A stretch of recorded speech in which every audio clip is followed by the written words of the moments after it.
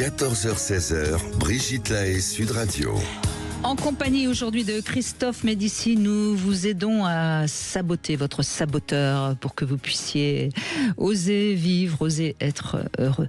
Iris, merci d'être avec nous pour commencer cette émission. Bonjour. Bonjour, merci d'avoir organisé cette émission, cette thématique qui est passionnante. Oui, c'est important et je sais que Christophe Médici organise des stages justement pour vous aider à balancer votre saboteur. Hein. Et le prochain, ce sera le 28 et le 29 juin. Donc, c'est important si vous avez envie de vous inscrire, c'est hautequalitérelationnelle.fr. Et je disais ça parce que les gens qui ont pratiqué vos stages, Christophe, sont toujours emballés et visiblement, il se passe quelque chose. C'est-à-dire que tout d'un coup, on se sent meilleur et c'est tellement important. Alors vous, comment vous vous sentez justement, Iris ? Alors moi, ce qui se passe, c'est que je ne sais pas si c'est mon saboteur, mais en tout cas, c'est au sein de mon couple. À chaque fois qu'on est à un moment où ça se passe très très très bien, il y a un événement qui fait que tout ce qu'on a passé comme de moments vraiment chouettes et très sympas, il y a un déclencheur qui n'est pas toujours le même, mais souvent. Et qui fait que tout ce qu'on a passé de gentil, de bien, de chouette, fait ramener tous les fantômes qu'on a. Alors je ne sais pas si c'est du sabotage, je ne sais pas si c'est autre chose, mais en tout cas c'est comme si on ne s'accordait pas le fait que ça puisse durer en fait. Mais ça se passe comment ? C'est lui, c'est vous ? Qu'est-ce que vous dites ou vous faites qui tout d'un coup gâche le côté positif de ce qui vient de se passer ? Bonne question. Je ne sais pas si ça vient de moi ou si ça vient de lui. Est-ce que c'est... Je ne sais pas. Mais en tout cas, j'ai le sentiment que je suis allée visiter mes fantômes. Moi, j'appelle ça des fantômes. Alors, attendez. Vous avez le sentiment. Donc déjà, c'est une sensation qui est peut-être fausse. C'est ça. C'est pour ça que j'ai mis le doute et que je vous appelle effectivement avec cette... dire, est-ce que ça concerne ça ? Est-ce que c'est ça ? Est-ce que lui aussi a ce sentiment-là ? Est-ce que vous en avez parlé ? Est-ce que vous avez... Ah oui, tout à fait. Donc lui aussi a le sentiment que vous n'arrivez pas à profiter des bons moments et qu'il faut sans cesse que vous revoyiez le côté noir, si je puis dire, de votre histoire. Alors, on vit les choses, mais quand on rentre ou quand ça s'arrête, il y a systématiquement un schéma qui se met en route au lieu de se poser, de se dire ouais, génial, et on avance et on monte la marche pour faire des choses encore plus grandes et tout ça. Il y a un effet de ramener des sujets qui font que cette marche qu'on vient de passer. D'accord. Vous allez vous mettre à parler de choses qui sont plutôt Exactement. tristes ou négatives ou vous n'allez pas y arriver ou etc. Ce qui veut dire faire référence à des choses du passé pas top quoi. Ouais. Alors à mon avis, ça laisserait penser qu'il y a en vous, chez l'un comme chez l'autre, le sentiment que de toute façon vous n'êtes pas fait pour être heureux, vous n'avez pas droit au bonheur en amour et que de toute façon et c'est à ce moment-là en effet votre saboteur qui mettrait en avant le petit truc qui fait que ça va pas, quoi. C'est ça. Iris, je peux me permettre de vous poser une question pour que ce soit plus clair pour nous. Est-ce que ça veut dire qu'il y a conflit ouvert entre vous deux à ce moment-là ou c'est plutôt larvé ? Non, il y a conflit ouvert. Non. Il y a vraiment... Ça commence larvé et puis à un moment il y a vraiment une colère. D'accord, alors j'entends bien. Alors maintenant je peux peut-être vous faire un petit feedback là-dessus, un petit feedback de coach. On sait très bien que lorsqu'on tombe amoureux de l'un et de l'autre et dans une relation amoureuse, c'est nos deux enfants intérieurs qui se font écho. On est d'accord ? Et ces deux enfants intérieurs, ils ont toutes et tous un enfant intérieur blessé. On est d'accord ? À mon avis, à un moment donné, votre saboteur fait que, vous savez, l'être humain en couple, qui est le lieu idéal du conflit, il a deux options. Ou il est relationnel. C'est bien pour ça que je fais faire des stages à la haute qualité relationnelle. Iris, vous entendez bien relationnel ? Elle en parlait, Brigitte, dès le début de l'émission. Où il est, et ce qui n'est pas pareil, réactionnel. Vous entendez, Iris ? Quand le saboteur se met en branle et dans la tête de l'un et dans la tête de l'autre, c'est pour ça que Brigitte d'ailleurs vous demande qui est, mais en fait on est co-auteur, on est d'accord dans une relation, et co-scénariste, on est les deux, voilà, on est dans le match. Eh bien vous devenez réactionnels tous les deux, c'est vrai ou pas ? Vous devenez réactionnels. Ah bah oui, eh ben c'est fini, c'est réactionnel. Et alors vous avez remarqué, Brigitte, il y a tellement de livres qui le disent, c'est toujours quasiment pour les mêmes choses, ça a été étudié dans plein de livres. Et parfois des bricoles. Des conneries. On appuie sur le bouton et il y a une étude américaine qui était sortie, Iris, qui dit qu'à 90% les couples s'engueulent toujours pour les mêmes raisons, même si c'est des couples de 20 ans. Alors, ce qu'il faut comprendre, Iris, c'est que soit c'est parce que vous étiez dans des familles réactionnelles et donc vous refaites le même modèle, c'est-à-dire que vos parents vous étaient toujours en train de se disputer, donc vous vous disputez. Chez l'un, chez l'autre, c'est pareil. C'est ça. Ouais. Bon, donc vous avez la réponse.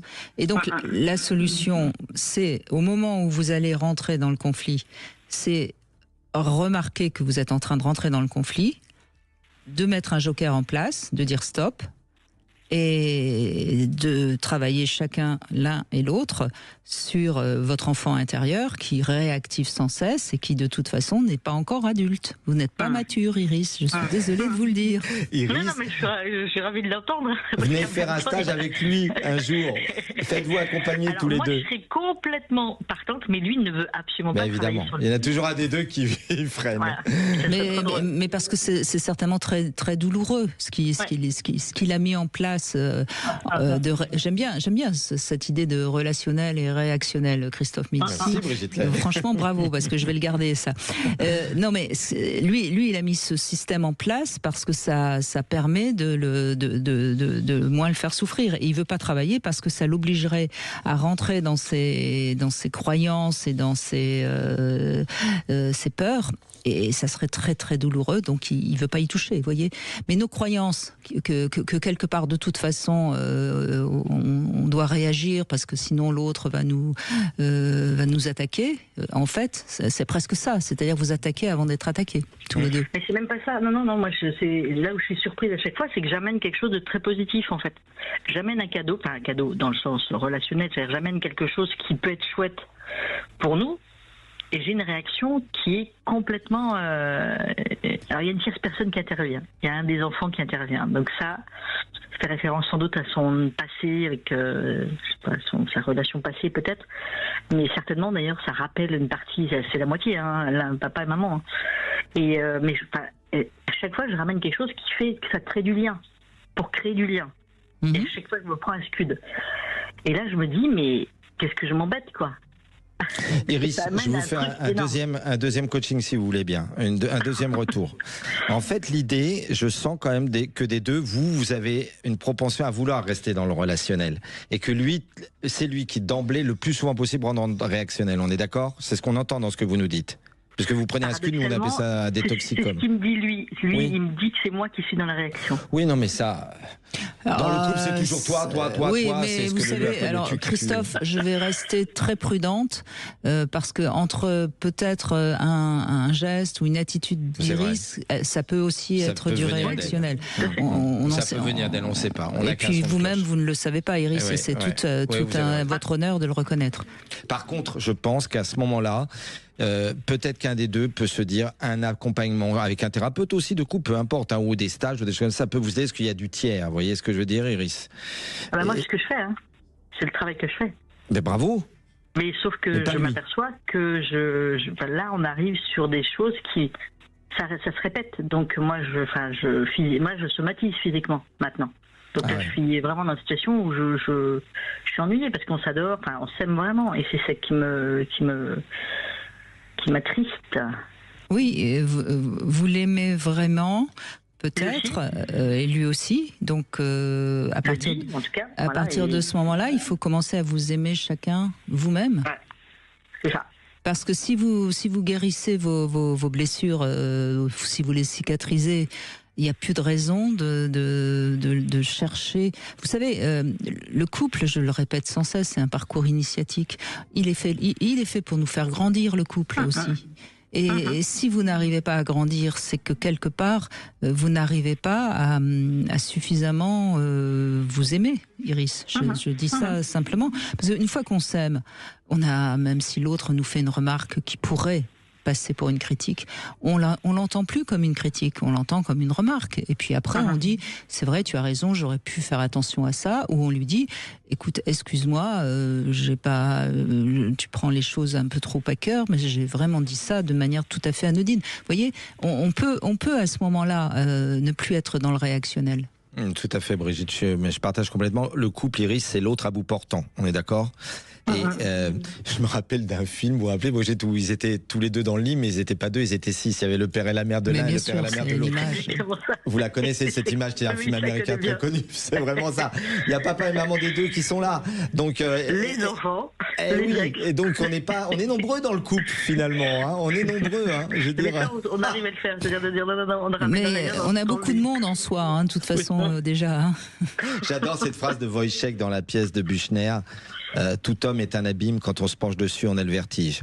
On a déjà du mal à se comprendre nous-mêmes, et comme dit Brigitte, avec tous les gens qu'il y a en nous, alors comprendre l'autre, alors là c'est vraiment une gageure, parce que c'est à travers nos filtres, à travers nos croyances. Travaillons sur nous, comme nous disait Brigitte tout à l'heure, hein, pour mieux nous aimer. Et il n'y a pas d'âge. Il n'y a pas d'âge, ça je le dis à tous ceux qui nous écoutent. Vous pouvez commencer aujourd'hui. Oui, je pense vraiment, Iris, votre mantra à vous, c'est vraiment... Je sais qu'il m'aime, Si je me sens attaquée, c'est que je m'aime pas assez. D'accord ? Ok. Voilà. C'est 200 €, Iris. Non, arrêtez, Christophe. La séance chez la psychanalyse, Brigitte. Arrêtez. Merci Iris, en tout cas. Iris. Merci beaucoup. Merci. On continue bien sûr avec vous sur Sud Radio. N'hésitez pas à nous appeler 0826 300 300 si vous avez envie de mieux comprendre qu'est-ce qui fait que vous vous sabotez. Dans un instant, c'est le Love Conseil. Pourquoi on ment ? Vaste question. 14h-16h, Brigitte Lahaie, Sud Radio.